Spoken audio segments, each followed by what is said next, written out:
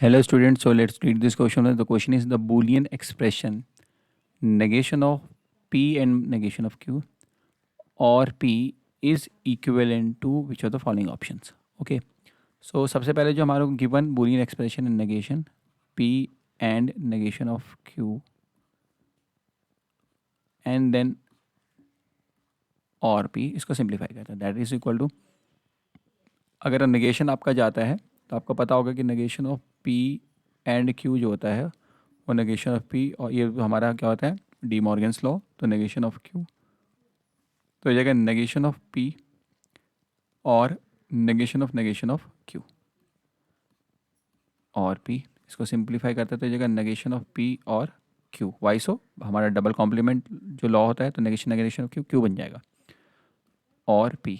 अब इसको मैं लिख सकता हूँ negation of P और मैं क्या कहता हूँ एसोसिएटिव प्रॉपर्टी से ये हो जाएगा और Q और P। ठीक है बाई एसोसिएटिव प्रॉपर्टी हुआ ये ब्रैकेट मैंने चेंज कर दिए हैं। फिर फाइनली इसको मैं नेगेशन ऑफ P और इसको P और Q लिख सकता हूँ यूजिंग द कम्यूटेटिव। तो मैंने कम्यूटेटिव लॉ लगाया और यहाँ पे हमारे इंटरचेंज हो गए। फिर मैं एसोसिएटिव प्रॉपर्टी होगा तो नेगेशन ऑफ P और Q लिख सकता हूँ इसको। आपको पता है नेगेशन ऑफ P और P करता हूँ किसी भी स्टेटमेंट को तो हमेशा टोटोलॉजी बनती है T और Q और किसी भी टोटोलॉजी के साथ अगर मैं करता हूँ उसका और किसी भी स्टेटमेंट का तो वापस वो वही टोटोलॉजी बन जाती है।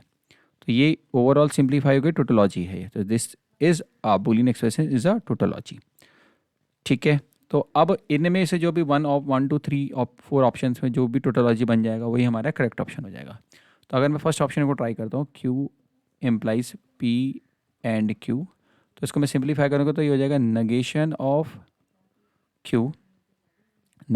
Q और बन जाएगा P एंड Q। ये कैसे बना है आपको पता होना चाहिए। कभी भी P इम्प्लाइज Q होता है तो इसके इक्विवेलेंटली हम लिख सकते हैं नेगेशन ऑफ P और Q। सो इस बेसिस पे देखा जाए तो ये हमारा नेगेशन ऑफ Q और ये स्टेटमेंट एज इट इज़ आ जाएगी। अब हम यहाँ पे क्या लगाते हैं डिस्ट्रीब्यूटिव आपका सॉरी हाँ डिस्ट्रीब्यूटिव लॉ लगाते हैं तो नेगेशन ऑफ Q और P बन जाएगा एंड नेगेशन ऑफ Q और Q बन जाएगा। ठीक है तो नेगेशन ऑफ Q और Q करेंगे हम नेगेशन ऑफ Q और Q करेंगे तो हमारा हमेशा बनता है टोटोलॉजी। तो ये हो जाएगा एंड करके टोटोलॉजी ये हो जाएगा नेगेशन ऑफ Q और P। अगर हम किसी भी टोटोलॉजी का किसी भी स्टेटमेंट के साथ एंड करते हैं ये टोटोलॉजी और माई नेगेशन ऑफ Q और P भी कोई एक स्टेटमेंट होगी। अगर मैं कभी भी टोटोलॉजी के साथ उसका करता हूँ एंड तो हमेशा वही स्टेटमेंट आ जाती है। तो बन जाएगा ये नेगेशन ऑफ Q और P। नेगेशन ऑफ Q और P हमारा बना है तो इसका मतलब ये फर्दर और सिंप्लीफाई हो नहीं पाएगा तो ये इतना ही रिस्ट्रिक्ट हो जाएगा तो ये टोटोलॉजी नहीं है। और प्लस अगर आप इसको देखेंगे तो मैं इसको क्या कर लिख सकता हूँ इसको अगर लिखना चाहते तो Q इम्प्लाइज P भी लिख सकता हूँ तो ये बनेगा। ये सेकंड वाला तो ऑब्वियसली हमारे को पता है इसकी ट्रुथ टेबल है तो ये टोटोलॉजी तो नहीं है क्योंकि आपको इसमें स्टेटमेंट ट्रुथ टेबल पता ही है इसकी तो this is not a tautology. आप थर्ड पे ऑप्शन पे आते हैं तो ये हमारा फर्स्ट हमने चेक कर लिया सेकंड तो बिल्कुल टोटोलॉजी नहीं है। थर्ड अब अगर आप बात करें तो थर्ड में अगर आप देखें P इम्प्लाइज Q इसको चेक करते हैं तो P इम्प्लाइज है तो पहले जगह नेगेशन ऑफ P ये जगह नेगेशन ऑफ P और जो सेकंड स्टेट में P implies Q as it is आ जाएगा ये इक्वल है ना। अभी मैंने बताया था आपको ये इसके इक्वल होता है। फिर ये जगह नेगेशन ऑफ P इक्विवेलेंट होता है फिर नेगेशन ऑफ P और है अच्छा इसमें भी फिर दोबारा से सेम लॉजिक लगा दो तो हो जाएगा तुम्हारे ब्रैकेट के अंदर नेगेशन ऑफ P और Q बन जाएगा। तो आपका ये ओवरऑल ये बन गया है। देन इसके बाद आप क्या कर सकते हैं by associated negation of P और नेगेशन ऑफ P कर सकते हैं एंड और Q कर सकते हैं। नेगेशन ऑफ P और नेगेशन ऑफ P अगर सेम स्टेटमेंट का और पार्ट करें उसी स्टेटमेंट का तो वापस वही स्टेटमेंट है तो ये हो जाएगा नेगेशन ऑफ P और Q और ये एक्चुअली बन जाएगा P इम्प्लाइज Q। तो इसको फर्दर सॉल्व नहीं कर सकते तो इसका भी ये भी टोटोलॉजी नहीं बन सकती पॉसिबल ही नहीं है। अभी लास्ट वाला करते हैं P इम्प्लाइज P और Q वाला फोर्थ वाले में तो हमारा P इम्प्लाइज P और Q अगर उसको करेंगे तो नेगेशन ऑफ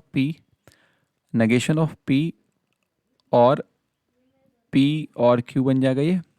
फिर इसको हम बाय द आपका कौन सा लॉ है हमारा बाय द एसोसिएटिव लॉ हम ब्रैकेट अंडर तो नेगेशन ऑफ P और Q कर देंगे। अगर नेगेशन ऑफ P करें और पी करें तो हमेशा ये टोटोलॉजी बनता है, तो ये टी बन जाएगा, टी और क्यू। अच्छा, टी के साथ किसी भी स्टेटमेंट का और करें तो हमेशा हमारा बनता है टोटोलॉजी, तो ये बनेगा टी। सो यही हमारी टोटोलॉजी बनी है, फोर्थ ऑप्शन, और हमारा जो गिवन बूलियन है वो भी एक टोटोलॉजी है, दोनों एक टोटोलॉजी बन गए। तो इसका मतलब फोर्थ जो है मेरा वो इक्विवेलेंट एक्सप्रेशन हो गया। तो fourth option is the equivalent for the given Boolean expression, so that's why the fourth option is the correct option. बच्चों, I hope you understood it well, best of luck.